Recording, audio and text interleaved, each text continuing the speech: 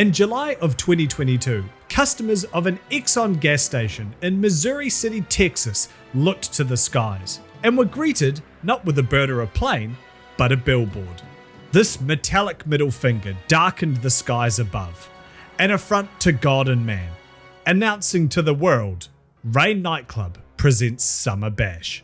This is the story of the illegal Final Fantasy XIV billboards, and the reason why online games are forced to say online interactions are not rated by the ESRB. Final Fantasy XIV is the 58th Final Fantasy game and a critically acclaimed MMORPG. With an expanded free trial, which you can play through the entirety of A Realm Reborn, and the award-winning Heavensward expansion up to level 60 for free with no restrictions on playtime. It's no wonder that it has the massive fanbase that it has today, myself included. Now, although it's mostly your standard MMO fare of completing quests, tackling raids, and pretending to enjoy PvP, many players also like to engage in the act of role-playing or RPing.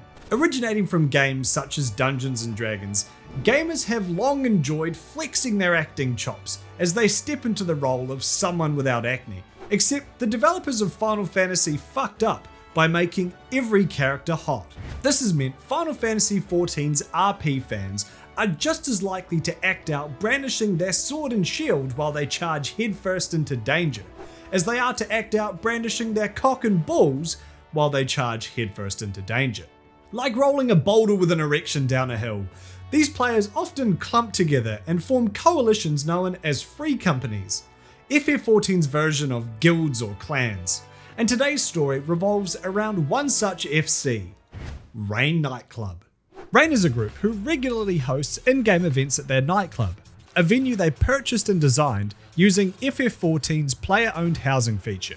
I was going to say here that what sets Rain apart is that they engage in adult roleplay services, but yeah, that doesn't really set you apart in this game. They even have their own website. Okay, can we just confirm while I'm reading this is for an in-game nightclub, right?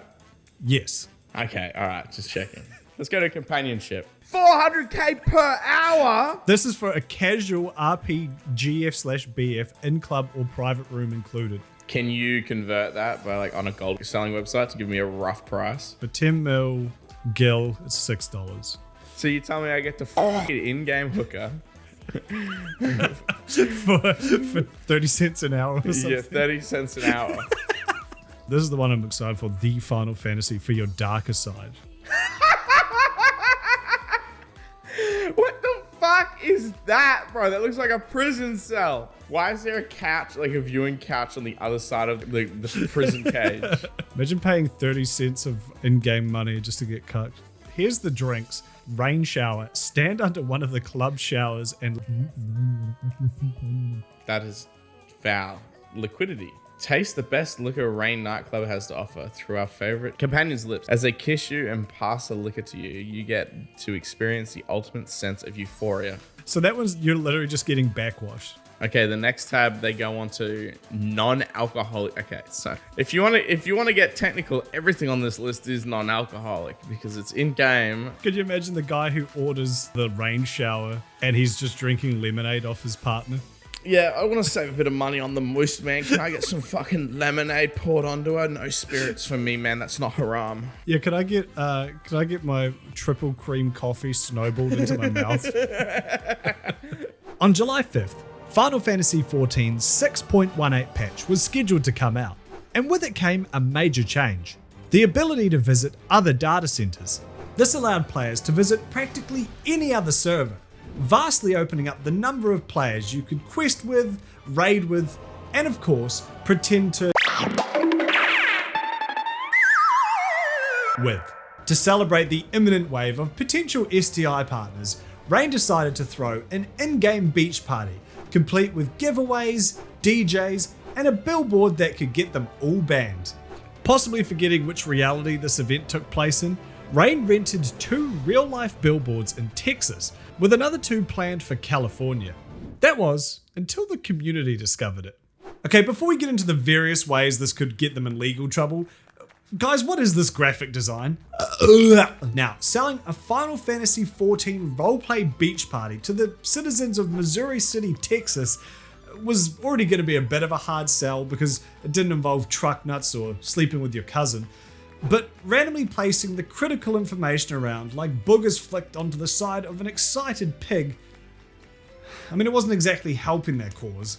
The three Twitch DJs take center stage, and while I'm sure they're all great DJs, I don't think DJ Potato is quite a household name yet.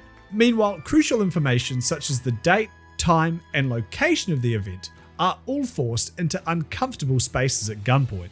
Of course, bad graphic design isn't against the law. Otherwise, every boomer would be spending 30 to life in Guantanamo Bay for Minions-related charges. But gratuitously breaking a game's terms of service, at the very least, sets you up for a legal shitstorm.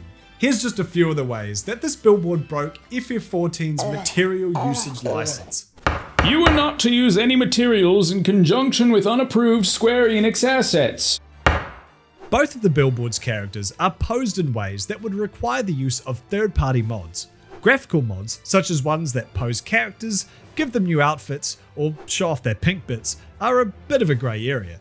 Because these mods only affect the visuals of the person who installs them, and because they only give you an unfair advantage at jacking off and not an unfair advantage at gameplay, Square Enix treats them with a don't ask, don't tell mentality. Splashing them front and centre on a real-life billboard is telling about as much as humanly possible, and the modding community feared that Square Enix might begin to crack down on the mods they previously turned a blind eye to.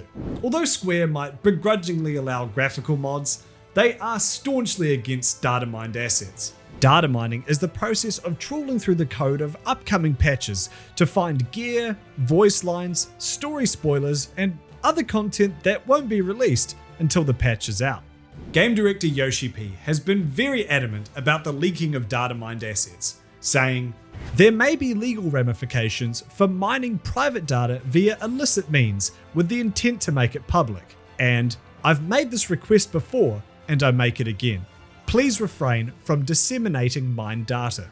So dressing up the female Vieira in a data mined outfit that was yet to release was probably not the best idea. You are not to use any materials for any other purpose that is illegal or is likely to bring the Square Enix name or the materials into dispute. While Rain was adamant that the event itself was a safe-for-work, family-friendly party that took place in a public area of the game, the billboard prominently displays a link to their Discord server that, while locked behind an R18 confirmation, features a number of not safe for work channels. Like the lewd character mods, Square treats not safe for work roleplay content with the same don't ask, don't tell mentality, as long as it occurs in private chat between two consenting players. Now, while this is a bit of a stretch, some players were afraid that the billboard, complete with official Final Fantasy XIV logo and legal information, could negatively affect how the game is seen from a ratings perspective. As my friend Doplex explored in his video on GTA 5's hot coffee controversy, even the faintest whiff of sexual content in your game can leave it stamped with the dreaded adults-only rating, which heavily restricts its availability. Players were once again afraid that such scrutiny might force Square to tighten up its otherwise relaxed approach to how players interact in private. You are not to use the materials for any sales or commercial use. Given the splash this made in the community, people were quick to scrutinize the event. Initial estimates of the billboard were in the tens of thousands of dollars, and gamers assumed this money had to come from somewhere nefarious. The event itself was free, so instead it was believed that they misappropriated funds from a previous charity event. In Rain's defense, they were able to provide proof of their donations from said charity event, and confirmed that the cost of the billboards was $160 for 2 billboards over 2 days, which they paid using a daily rate. Finally, you are only to use the materials for personal use on your or third-party blogs, homepages, and or social networking services. Oh, and wait, what's this? So the billboard was of dubious legality, but according to legal expert DJ Potato, legally, a team went over the poster. The Final Fantasy XIV community, also known as closeted furries, were unsure how to respond to the billboard. On one hand, people found it a hilarious reflection of some of the more eccentric aspects of the game's community, laughing at the idea that somebody wasted IRL guild to confuse some Texans for a couple days. Others, primarily those who engage in the same sort of roleplay that Rain was promoting, were worried about the ramifications that such a high-profile blunder could have on the game and how they moderate player interactions. Following the backlash from the community, Rain took down the billboard after only 2 days. We kinda listened to the actual FF14 players, and we don't want to stress anyone else in the community out about them staying up and forcing Square Enix's hand on the matter. In fairness, while Square Enix would have a case here, the likelihood of a full-on legal dispute was unlikely. Had the billboards not been taken down prematurely, Square Enix would have most likely sent a cease and desist to the company that owns the billboards. But legal troubles were quickly becoming the least of Rain's problems. Trolls began flocking to their Discord, quick to wreak havoc. A number of them impersonated staff and did a suspiciously good job of acting out the role of an enraged Discord mod. Okay, everyone, since you don't listen when I'm nice, I'm gonna get mean. Reacting to messages with a clown, a skull, or a nerd face isn't funny. The red name and water drop confirms they were new users and not mods or staff, but that didn't stop these screenshots circulating on Twitter and YouTube, apparent evidence of the meltdown occurring behind the scenes. It seems they weren't far from the truth either, as many of their staff found out about the billboard at the same time the community did. Annoyed at the lack of consultation, a number of them quit as a result. Rain was also accused of doing this whole stunt to get the attention of Asmongold after it came out that they had submitted a post about it to his subreddit. But I mean, who would do something like that? Still, with no explicit discouragement from Square Enix, Rain decided to press on with the event regardless, and the community geared up for what would no doubt be an absolute mess of an event. The event was an absolute mess, but to everyone's surprise, that only made it better. In a brilliant example of no publicity is bad publicity, the party was so popular that the server it took place on had wait times of several hours, and so many players that it struggled to render anyone more than 10 feet away from you.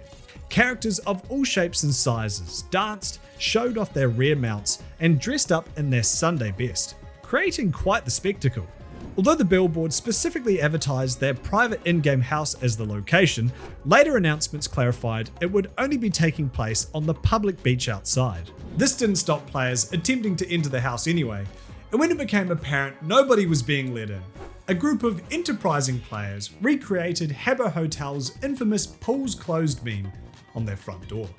They were apparently suspended.